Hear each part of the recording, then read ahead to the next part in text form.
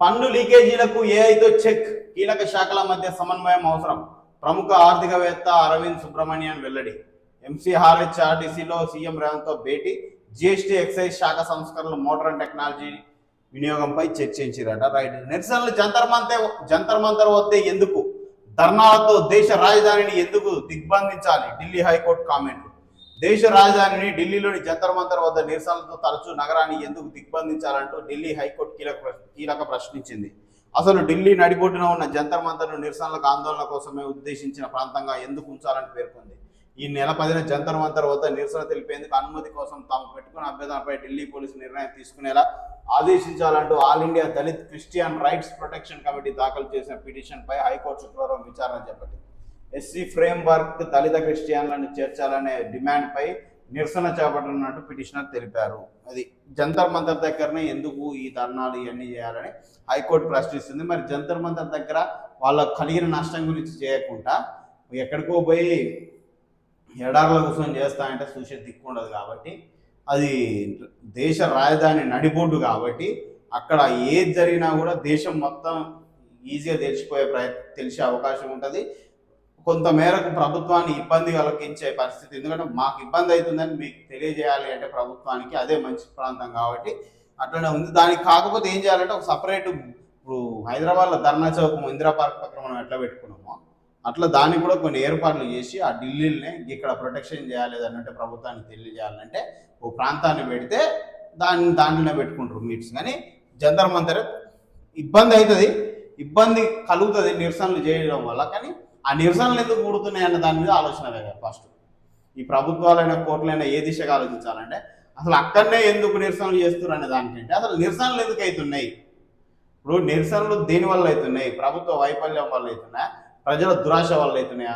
ఎవరికైనా నష్టం కలిగితే నిరసన చేస్తున్నారా? లేకపోతే మాకు ఈ లాభాలు కావాలని నిరసన చేస్తున్నారా అనేది ఆ కోణంలో ఆలోచించాలి. నిరసనలు తగ్గించే దిశగా ప్రయత్నించడం మంచిది ఏడ చేస్తున్నారు అనే దానికంటే. ఉచితాలు ఇస్తూ పోతే కుబేరుడు కూలికే, ఆర్థిక ఎమర్జెన్సీ తప్పదు, ప్రీ స్కీమ్స్ పై హైకోర్టు వ్యాఖ్యలు. కోటీశ్వర్లకు రైతు భరోసా, రేషన్ బియ్యానికి బైక్ పై వస్తున్నారు, చదువుకోని విద్యార్థులకు ఫీజులు చెల్లిస్తున్నారని కామెంట్. కంటోన్మెంట్ బోర్డు నిధుల అంశంలో ఫిర్యాదు విచారణ, వారెంట్ జారీతో కోర్టుకు హాజరైన ఆర్థిక శాఖ ముఖ్య కార్యదర్శి సందీప్ కుమార్ సుల్తానియా. ధిక్కరణ కేసుల్లో శిక్ష వేస్తే జీవితకాలం జైల్లోనే ఉండాల్సి వస్తుందన్న కోర్టు. ఎలా పడితే అలా ఉచిత పథకాలు ఇస్తూ పోతే కుబేరుడు కూలీకి వెళ్లే పరిస్థితి తప్పదని హైకోర్టు హెచ్చరించింది. గవర్నమెంట్ ఫ్రీ స్కీమ్లు ఇలాగే కొనసాగితే ఆర్థిక ఎమర్జెన్సీ తప్పదని వ్యాఖ్యానించింది. ఉచితాలు ఇవ్వాల్సిందేనని, అయితే అరువులకు ఇవ్వాలని, కోటీశ్వర్లకు రైతు బంధు ఇస్తున్నారని, చదువుకోని విద్యార్థులకు ఫీజులు చెల్లిస్తున్నారని పేర్కొంది. ఇది 100కు 1000% కరెక్ట్. ఈ రాష్ట్రంలో, ఈ దేశంలో జరిగేది. మరి దీన్ని ఎవరు అరికట్టాలి? ఎవరు అరికట్టాలి? అరికట్టాల్సిన రాజకీయ నాయకులేమో వీళ్ళే ప్రకటిస్తున్నారు ఓట్ల కోసం, మళ్ళీ మమ్మల్ని గద్దెనెక్కడం కోసం. నెక్స్ట్ దీన్ని అంతో ఇంతో అదుపులో పెట్టుకొని విచారణ జరిపించాల్సిన అధికారులేమో వాళ్ళే సొంతంగా ఈ పథకాలను పొందే పరిస్థితులు ఉన్నారు. ఏ రేషన్ కార్డు లేని ప్రభుత్వ ఉద్యోగులు ఎంతమంది ఉన్నారండి ఈ రాష్ట్రంలో? రేషన్ కార్డులు లేని ప్రభుత్వ ఉద్యోగులు ఎంతమంది ఉన్నారు? రైతు బంధు భూములు ఎకరాలకు ఎకరాలు ఉన్న వాళ్ళకు రైతు బంధులు ఇస్తున్నారు, ఎకరాలకు ఎకరాలు ఉన్న వాళ్ళకు రేషన్ కార్డులు ఉన్నాయి, కోట్ల రూపాయల ఆస్తులు ఉన్న వాళ్ళకు రేషన్ కార్డులు ఉన్నాయి. మరి వీటన్నిటిని ఓడి తొలగించాలి. ఇక రాను ఏమైతుంది, ఈ స్కీముల సంఖ్య పెరుగుకుంటా పోయి నిజమైన అర్హుడు మళ్ళీ గదే స్థాయికి వచ్చేస్తాడు. ఇప్పుడే నిజమైన అర్హుడికి అందట్లేవు పథకాలు, ఎందుకంటే అనర్హులంతా అలా చేరిరు కాబట్టి. దీని మీద పూర్తి స్థాయి ప్రక్షాళన ఖచ్చితంగా చేయాల్సిందే. ఈ స్కీములన్నీ పొడిగించాలి. దాంట్లో సగం మంది అనర్హులుగా పొందుతున్నారు, అన్యాయంగా పొందుతున్నారు. రైతు బంధు ఏంటంటే, రైతు బంధు ఒక కౌలు రైతుకి ఏముంది? భూమి దున్నేటోనికి ఈ రైతు బంధు, భూమి ఉన్నోనికి కాదు. ఎవరికైతే భూమి ఉంటుందో అది భూబంధు, రైతు బంధు కాదు. మీరు పెట్టిన పథకమేమో భూబంధు, పేరేమో రైతు బంధు అని పెట్టింది. నిజంగా అక్కడ పట్టుకొని దున్నేటి ఆయనకు వస్తుంది ఆ ఫలితం. మళ్ళీ రేపు పంట నష్టం పోయినా కూడా ఈయనకే, భూమి ఉన్న ఆయనకే. రైతు బంధు భూమి ఉన్న ఆయనకే, ఆయన లోన్లు పెట్టుకోవాలన్నా భూమి ఉన్న ఆయనే. అరే నిజంగా దున్నే ఆ రైతు, ఆయన భూమి లేకున్నా కౌలు రైతు ఆగమైపోతున్న పరిస్థితి. ఎవరైతే ఫీల్డ్ మీద నిజంగా లైవ్లో వ్యవసాయం చేస్తారో వాళ్ళకి అంది సహాయం ఎంతో కొంత ఉపయోగపడేటట్టు ఉంటుంది. భూబంధును రైతు బంధుగా చెప్తూ మోసం చేసి భూస్వాములు అంతా పైసలు నొక్కుతున్నారు. ఆ పైసలు కూడా ఎవరి మళ్ళా ఈ ప్రజలు కట్టిన పన్నులే కదా. ఈ ప్రక్షాళన, ఈ స్కీమ్లకు సంక్షేమ పథకాలకు సంబంధించి ప్రక్షాళన చేయకపోతే రానున్న రోజుల్లో మరీ దుర్భరంగా తయారయ్యే అవకాశం ఉంది. ఇప్పటికే నిజమైన అర్హులకు అందట్లేవు. ఇందిరా మిల్లులు ఇన్ని ఇచ్చినాం అన్ని ఇచ్చినాం అని గొప్పలు కొడుతారు కదా.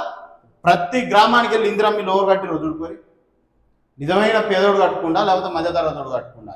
ఒక్క ఇందిరా మిల్లు కావాలంటే కనీసం 12 లక్షలు లేని ఇందిరా మిల్లు లేదు.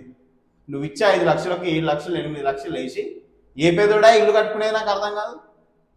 ఏ పేదోడి కాడ 10 లక్షలు ఉంటాయా తేవడానికి నాకు అర్థం కాదు.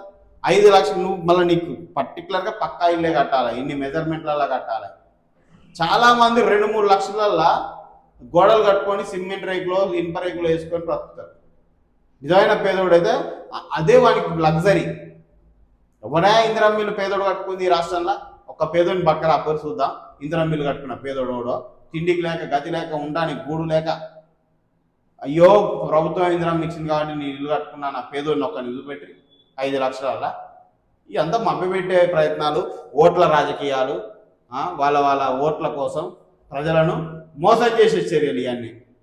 ఎంతమంది రేషన్ కార్డులు ఉన్నాయండి ప్రభుత్వ ఉద్యోగులకు, భూస్వాములకు, సాఫ్ట్వేర్ ఇంజనీర్లకు, లక్షల్లో జీతాలు తీసుకునే వాళ్ళకు, ఎకరాలు భూములు ఉన్నవానికి ఎంతమందికి రేషన్ కార్డులు ఉన్నాయి?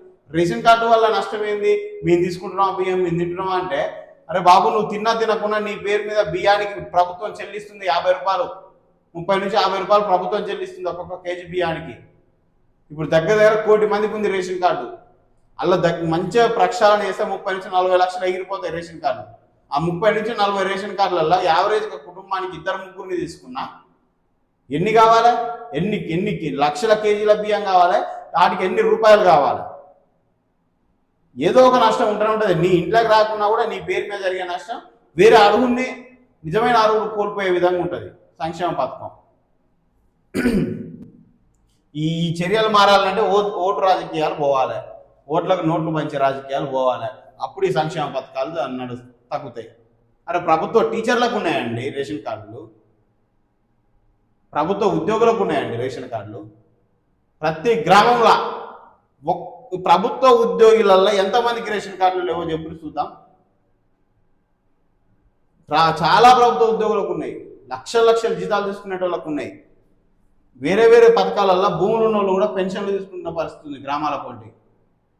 ఇవన్నీ ప్రక్షాళన ఓడి చేయాలి. దానివల్ల నిజమైన అర్హులు కోల్పోయే అవకాశానికి వచ్చింది. E20 పెట్రోల్పై దేశవ్యాప్తంగా ఆందోళనలు. రాహుల్, E20 పెట్రోల్ వల్ల ప్రజల కార్లు, స్కూటర్లు దెబ్బతింటున్నాయని, కేంద్రం వారి జీవితాలను నాశనం చేస్తున్నాయని కాంగ్రెస్ అగ్రనేత ప్రతిపక్ష నాయకుడు రాహుల్ గాంధీ అన్నారు. దానికి వ్యతిరేకంగా త్వరలో దేశవ్యాప్తంగా పెద్ద ఎత్తున ఆందోళన చేపడుతుంది. వాస్తవానికి E20 పెట్రోల్ వల్ల సామాన్యుడు కుదిబండ లెక్క మారిపోయింది. ఒకప్పుడు 50-60 ఇచ్చే బండ్లు ఇప్పుడు 30కి పడిపోయింది. ఈ తెలివి తక్కువ దద్దమ్మ చర్యలు అంటారు వీటిని.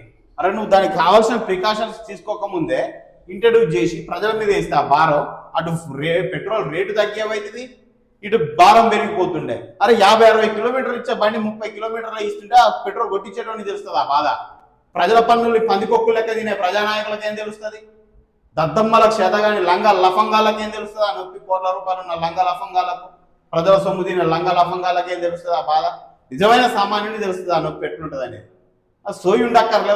ఒకటి ఇంట్రడ్యూస్ చేస్తున్నట్టు దాని పరిణామాలు ఏంది, సామాన్యుడు ఏ విధంగా ఎదుర్కొంటాడు. మరి ఒక 20 రూపాయలు 30 రూపాయలు తగ్గిద్దాం లీటర్ పెట్రోల్కు, ఇటు మైలేజ్ తగ్గినా అటు కవర్ అవుతుంది వాళ్ళకన్నా ఆ సోయి ఉండక్కర్లే ప్రభుత్వానికి. ఎంతసేపటికి ప్రజలను పీకదినుడే అలవాటు అయిపోయింది ఈ దొంగలకు. ఎవడైతే అవినీతి పరుడు ఉండో వాళ్లకు ప్రజలను పీకదినుడే అలవాటు అయిపోయింది. అరే E20 పెట్రోల్ అన్ని బంకులలో ఇంట్రడ్యూస్ చేసినప్పుడు మరి రేటు తగ్గి ప్రజలు అడిగే ధైర్యం లేదు. ఎవడన్నా అడిగితే వాడిని కేసులు పెట్టి లోపడేద్దాం, మనం ఎవడు ప్రశ్నించాం వాడిని కేసులు పెట్టి లోపడేద్దాం, కథం దోసుక తిందాం. ఈ పాపం ఈ ప్రజల సామాన్యుడి ఉసురులు తగిలిపోతారు. నేను తరతరాలు వెంటాడితే మిమ్మల్ని 50 కిలోమీటర్లు 60 కిలోమీటర్లు ఇచ్చే బండి 30 కిలోమీటర్లు ఇస్తే రోజు పెట్రోల్ కొట్టియాలంటే ఆ సామాన్యుడిని తెలుస్తుంది ఆ బాధ. ప్రజల పన్నుల్ని పందికొక్కులు లెక్క తినే మీకేం తెలుస్తుంది ఆ నొప్పి? తెలవదు కదా. నిజమైన సామాన్యుడు ఎవరైతే రోజు కూలికి వాడి కుటుంబాన్ని దాచుకుంటాడో ఆ నొప్పి వానికి తెలుస్తుంది. మీకు ఒక ఆయన అంటాడు, మంత్రి ఏమంటాడు, ఆధారాలు లేవు. ఆధారాలు నీకెడ కనపడతాయా? ప్రజల సొమ్మును పందికొక్కు లెక్క తిని నీకెడ అవపడతాయి ఆధారాలు? నడి రోడ్డు మీద సామాన్యుని చూసి నువ్వు రియలైజ్ అయితే అవపడతాయి ఆధారాలు. ఏసీలలో కూర్చొని పందికొక్కు లెక్క ప్రజల పన్నులు తినే నీకెట తెలుస్తుంది ఆధారం? ఆ సామాన్యుడు పడే బాధ నీకెట తెలుస్తుంది? సిగ్గుండాలే. ఒకటి అమలు చేసినప్పుడు మరి ప్రత్యక్షంగా ప్రజల మీద ఎలాంటిది చూపిస్తుంది, పాజిటివా నెగిటివా, ప్రజలు ఏ రకంగా ఇబ్బంది పడతారు? మరి ప్రత్యామ్నాయం ఆలోచిద్దామా? ఇప్పుడు E20 పెట్రోల్ పెట్టినప్పుడు మరి రేటు తగ్గిద్దామా? 115 రూపాయలు లీటర్ పెట్రోల్ కొట్టిస్తే 30 కిలోమీటర్లు వస్తే వాళ్ళ బండి పరిస్థితి ఏంటంటే రోజు కూలి పోయేటువంటి సామాన్యుని పరిస్థితి 50-60 ఇచ్చే బండి మీకు రిజల్ట్ ఉందా, ప్రూఫ్స్ ఉన్నాయంటే నీ కళ్ళకి ఎట్టాగో పడతాయి. ఏసీలలో కూర్చునేటోనికి నడు రోడ్డు మీద కూలీగా తెలుస్తుంది ఆ నొప్పి. వాడిని చూసి రియలైజ్ అయ్యే పరిస్థితులు ఈ నాయకులు. ఆడు కట్టే పన్నుల్ని పందికొక్కు లెక్క తినడానికి అలవాటు పడ్డ నాయకులు వాళ్ళని చూసి రియలైజ్ అవుతారు. గిగ్ వర్కర్లతో ప్రభుత్వ చర్చలు సఫలం. ఇయాల్టి నుంచి తలబెట్టిన సమ్మె విరమణ, సమస్యల డిమాండ్ల పరిష్కారానికి మంత్రి వివేక్ హామీ. గిగ్ వర్కర్ల సంక్షేమానికి ప్రభుత్వం కట్టుబడి ఉందని స్పష్టీకరణ. సంక్షేమ చట్టం అమలుకు త్వరలో గైడ్ లైన్స్ ఇస్తామని వెల్లడి.